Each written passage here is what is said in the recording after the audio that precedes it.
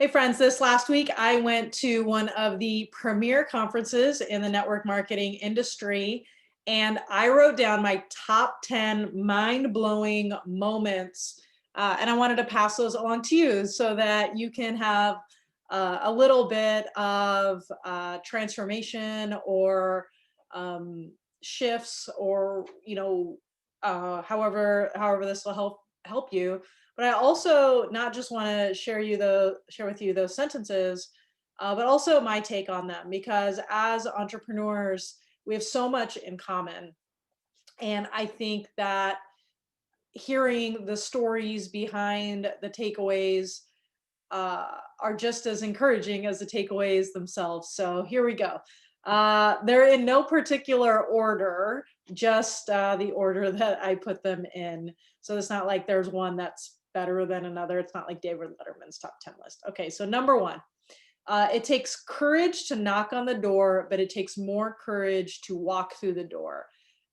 This was in a speech by Emily Vavra. So I'm going to read that again. It takes courage to knock on the door. It takes more courage to walk through the door.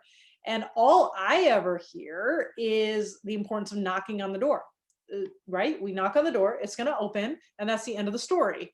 But we still have a choice right there, right? So we knock on the door, it opens, but nothing's actually happened yet. We still have another choice to stay outside or walk inside. And that unknown of walking through the door is even scarier to me than knocking on the door, because you're actually going inside. And this stood out to me a lot because I have some, I guess I would consider them bold moves for myself. Maybe other people wouldn't. But for me, it's way out of my comfort zone for our 2021 marketing strategy. So I can very much relate to the person knocking at the door and standing outside and hoping good things will happen. But we actually have to walk through the door. Number two, connections. This is Fraser Brooks. Connections come before commission. Don't be a Spamela Anderson. And this just made me laugh so hard. In fact, I'm still laughing. Spamela Anderson. In my own social media coaching, I get a lot of questions about how do I make sales from social media. And there's a process. And for people that don't follow it, they're going to ruin their reputation in their community, and that's not good. First comes connections, then comes a certain amount of those connections will become conversations, a certain amount of those conversations will become invitations to learn, like to a one-on-one or an event. A certain amount of those people will attend, a certain amount of those people will move forward. And if we're asking about how do I make more sales, we're asking the wrong question, and we really need to focus on making as many connections as possible. This is about networking and building as many relationships as possible and see what shakes out. The third mind-blowing sentence was from Eric Worre. Your job as an entrepreneur is to be known. And this is truth. For me, I've spent 4 years dodging the spotlight. I honestly don't love the attention. Feels like a lot of pressure. And many of our clients feel the same way. They want to be private. They're private people. And the problem is that that's not how this works. Eric is right. We need to be known. And the more people that know us, the better, more people will impact, and the better our businesses will do. I want you to imagine the pizza place down the street. What if no one knew about them? They could have the best pizza in the entire world, but if no one knows about them, then they're not going to be able to help people with their amazing pizza. Most of their job is in the business of becoming known that they have the best pizza, not just the best pizza. And we need to remember that for our business as well. We need to be known. The more people that know us means we know them as well. And then we're able to impact them and create an income. Fourth mind-blowing moment, the big keynote of this conference was Sylvester Stallone, and he said 95% of people are underdogs. No matter how good we think we can do better. And that was his definition of an underdog, someone who thinks they can be better. And I was just excited because I just written all the promotional content for the Underdog special, which by the time you're listening to this is over. But it was so affirming, and I just loved his definition of the underdog. Someone who knows they can be better. What he mentioned was that there were 5% of his opinion, like 5% of people who don't want to be better. but 95% do. And I thought that was really cool.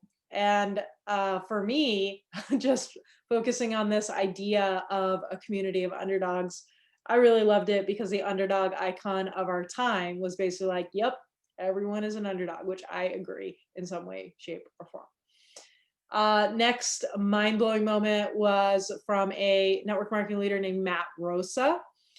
I wasn't sure if I was being buried or planted.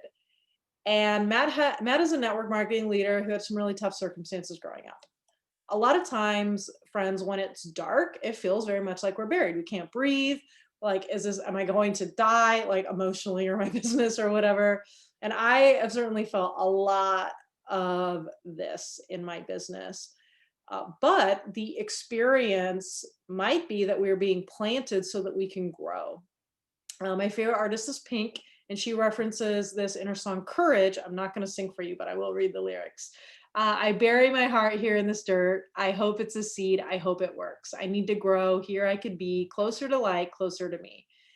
And I realized that anytime we are in darkness or we feel like we're underground, we have a choice. We can interpret that as being buried, we're going to die, or being planted and we're going to grow. And I think that the latter is much more hopeful.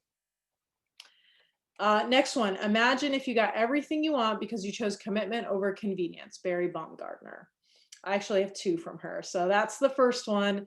And the things we want, we might not be able to get them today or tomorrow, but after doing a vision board training and getting it ready for yearly goal setting strategy sessions with all of my one-on-one clients and resilient leader clients and doing a workshop in the Surge, it just confirmed to me that commitment is critical to making choices that will benefit us in the long run. The next one that Barry mentioned, I'll spend a little more time on this one.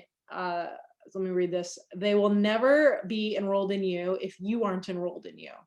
Everyone wants to enroll their tribe first, but they haven't gone through the steps of enrolling themselves. So enrollment, right? Gaining commitment, that would be another way to look at it. And what she shared is that first, when it comes to commitment in our business and it comes to moving forward, we need to first get ourselves on board, then our family, then our inner circle, then our teams, and then our tribes. And we can't shortcut this process. Our family is not going to commit if we are not committed. Our tribe certainly won't commit if the other is missing. What's really nice is that the difficulty increases over time. But I think there are so many scenarios in which we are so unsure and we're wanting other people to convince us that it's going to work. So they're like, I'll be sure if this business model works once my team is on board. And it doesn't work that way. You have to be on board first, your family, right? Then the people around you, right, that are going to influence you so that you can be strong enough to enroll others. So I thought that was brilliant. Next mind blowing moment, Dean Graziosi. People buy from you when they feel understood, not when they understand you. Dean is one of the best marketers in the country. We always think we need to get better at persuading people to believe us. The truth about sales, it's about communicating that we get them, not convincing or throwing a tantrum that they don't get us. So we are wise if we listen and choose the customer's words and not ours. Number 9, Pete Vargas, change your to-do list to a done list. And I am guilty of adding more and more and more to the to-do list and then getting overwhelmed. I don't think this was Pete's point in saying that, right? I think he was really focusing on, are you doing stuff? For me, doing stuff is not a problem. But so what I took away from it was I need to stop and celebrate for a second instead of just checking stuff off on the to-do list and then creating another one. I need to stop and go, whoa, look at my done list. That feels really, really good. And actually acknowledge all the progress that I have made. I think that would be a lot healthier for me and give me more resilience and persistence and perseverance, which is super important. And then the 10th one, Jimmy Nelson, who's the MC for the event. If you aren't facing resistance on a daily basis, you probably aren't doing anything worthwhile. To which I screamed at the screen, you don't know me, Jimmy Nelson. And And then I smiled. Resistance doesn't mean stop. Resistance means we're on the right track to making a big impact. So if you are meeting resistance in the work that you are doing on a daily basis, don't stop. It's not what that means. It doesn't mean resistance is not bad. Resistance means that a breakthrough is about to happen. So if you're feeling strong resistance, that's a good hint that that's the direction you should go. So I hope this little recap was helpful for you. I think that yes, it's important to bask in our own wisdom, but also super important that we increase our learning curve with the wisdom of others. So I hope that these 10 mind blowing moments were an encouragement to you and were impactful for you today. All right, that's it. I'll talk to you soon. Have a great day.